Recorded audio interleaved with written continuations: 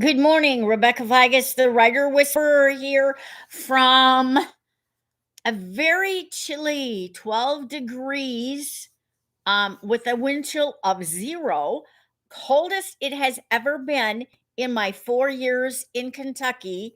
We got 6 inches of snow last night, more than I have gotten in the 4 years I have lived here. Um, it's beautiful outside, but between you and me and the fence post, I'm staying inside today. For one thing, I packed my winter boots to go north to Michigan um, over the Christmas holidays, and they're still in my car. So I'm not walking out there in 6 inches of snow just to get my boots. I'll wait a bit. It's not going to go away anytime soon, though.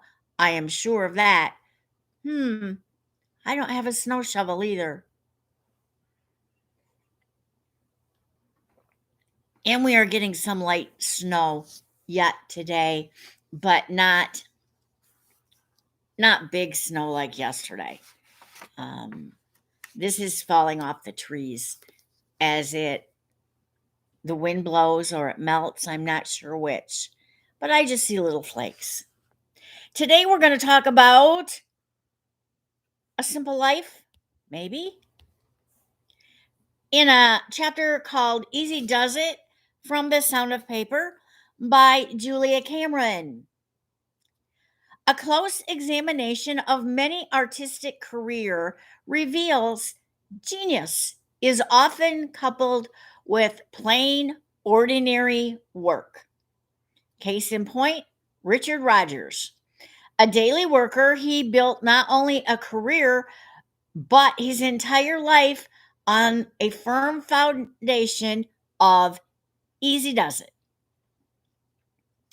The auditorium was white and small, with white Doric columns and velvet wall hangings in burgundy. The crowd was notably amiable for a New York theater crowd, smiling, nodding, settling in comfortably. We were there to listen to a little known Richard Rogers songs.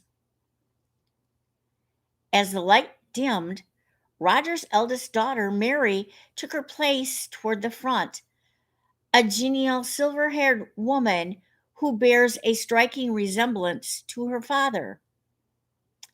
The program began with a few cordial bromides and then got down to business, show business.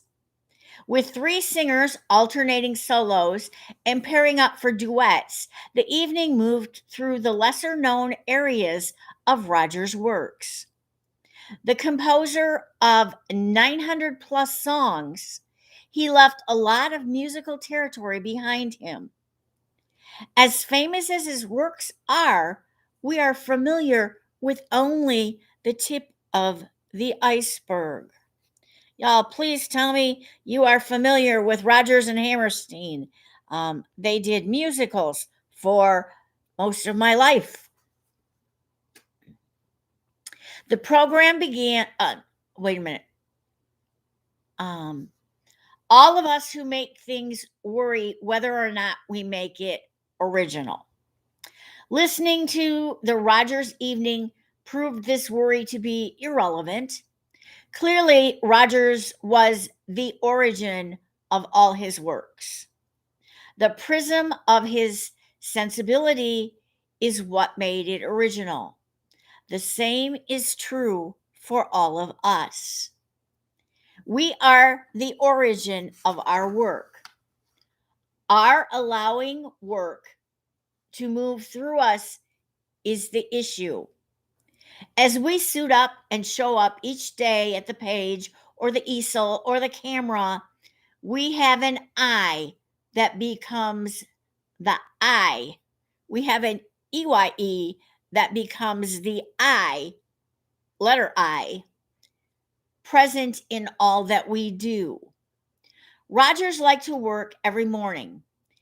He got up to the piano by 9 or 9:30 and put in his time there in the same way an assembly line worker would punch a time clock. He left the door to the room ajar, and his daughters remember tiptoeing through the house during their father's work time. Rogers put out prodigious, but on close Rogers' output was prodigious, but on closer examination, it was simply steady. He worked at his work. It was his lifeline, and through his line, it was what he did, whether it was going to be well or poorly, whether it was well received or ill received. Every day, rise and shine, regardless of his emotional weather. It was going well or it was going poorly. Whether it was, oh, wait a minute. He went to the piano and listened. Let me start that sentence again.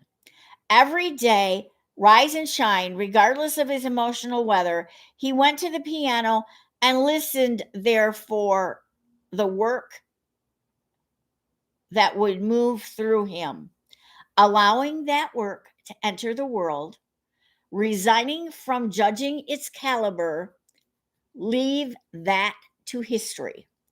Rogers wrote note after note, day after day, leaving us a legacy of work and a legacy of how to work steadily without ego.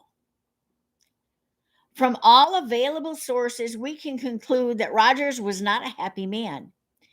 He struggled with depression and with alcohol. Even so, he worked.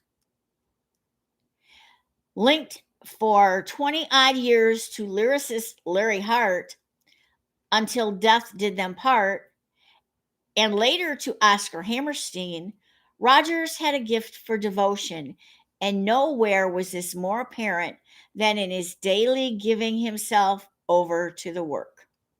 Sometimes he wrote for high-minded musicals. Sometimes he wrote for rollicking reviews. The point is that he wrote always, and that in doing so, he left an example of how we can work as well. Some of the best work came during the darkest times. Some of the brightest times did not burnish the work. The work became a separate entity, an ongoing something that had its own life and its own rules. Chief among them, be loyal to me. Rogers had a marathon marriage with his beloved wife, Dorothy. I have loved that woman for 40 years, he once exclaimed. But if Dorothy was his wife, his even deeper marriage was to his work. As Dorothy herself wrote, introducing a volume of his love letters, it wasn't for me to accept the fact that I wasn't the most important thing in Dick's life. His work was. I was, I think, the most important person in his life. But his work was, quite simply, his life. Richard Rogers did not write all day, every day. He wrote first thing in the morning when he was fresh. When the work hours were over, then he was husband, father, and friend, listening to his lesser-known songs, hearing in them the same talent that would make so many of his other songs recognizable standards. It is clear that Rogers took to heart the fact that he was the origin in the original. In some ways, a less person than a place. He met his destiny daily at the piano and allowed the work to move through him, stormy weather or clear. How many of you sit down at the same time every day and write? Not many. How many of you write every day? Unless you are doing morning pages, you don't. You start a piece of work, you get distracted by life, you think, oh, I need to work on that today. And you do. And you may work on it tomorrow if you're really into something, or you may let it go for 2 or 3 weeks. Writers do this. Good writers write every day. They set a time and they write. My writing time is in the evening, other than my morning pages. Why is it in the evening? To me, there's a stillness to evening that is not there during the hustle and bustle of the day.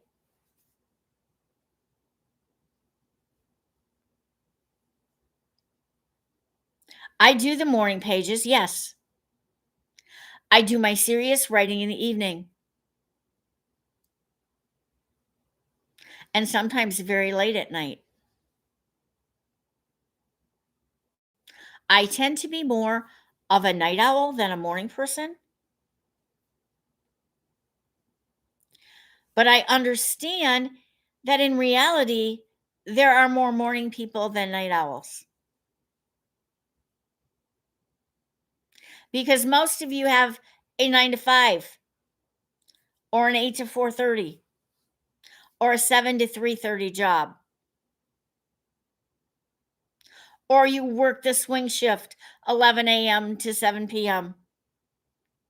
It doesn't matter. You get up, you do what you have to do, you go to work, you work your shift, you come home, you deal with dinner and family and all the things you have to deal with, sporting events, dance recitals, music band concerts, whatever it is you go to for your children.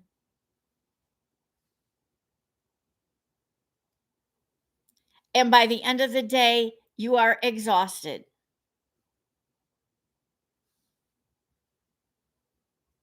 And heaven forbid, your spouse might want some attention.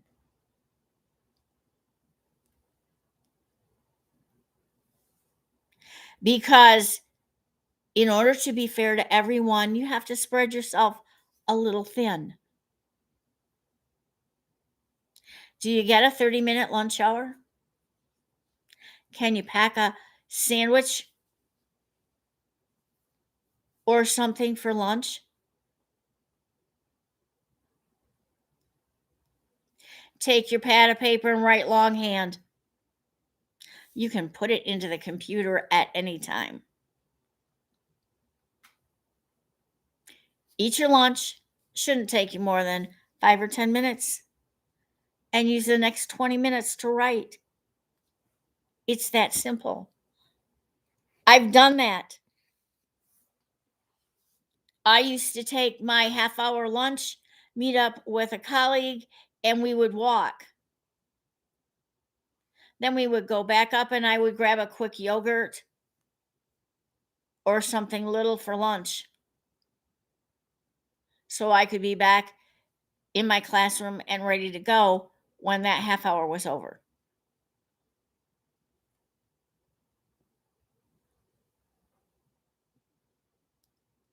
You can do this.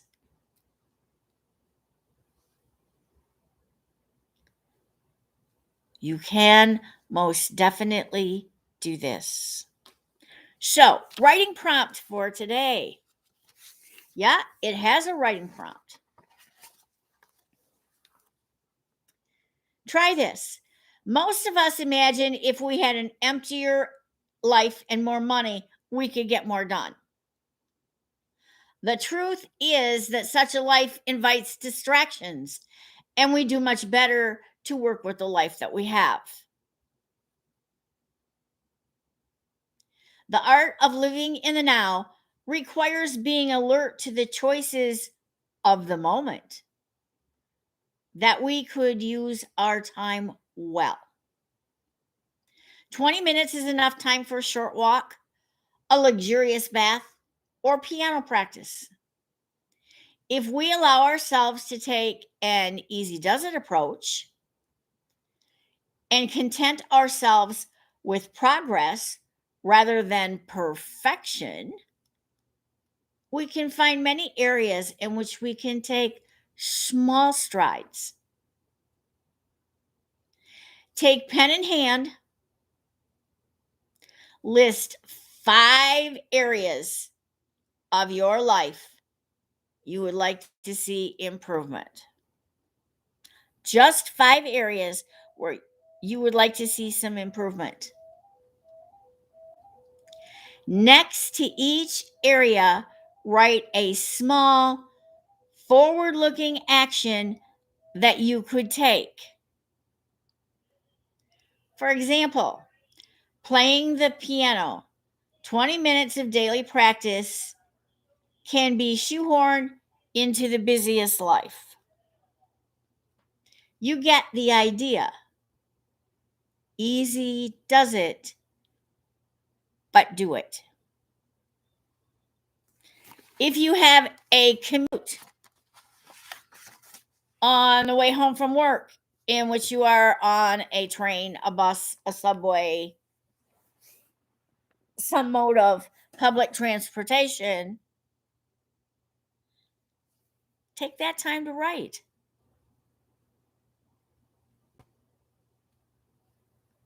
It's not unheard of, guys. It's really not. If you're not willing to take the time to do it, it will not get done. That is the end result. It is not going to be perfect to begin with. Good Lord, I wrote Secrets in 21 days. It was nowhere near perfect. There were spelling errors, there were grammatical errors, there were things that were left out that needed to be added. Yeah, no, it wasn't perfect. None of my books are perfect when I write them. Not to begin with. They only get better after editing and rewriting and editing and rewriting and final edits.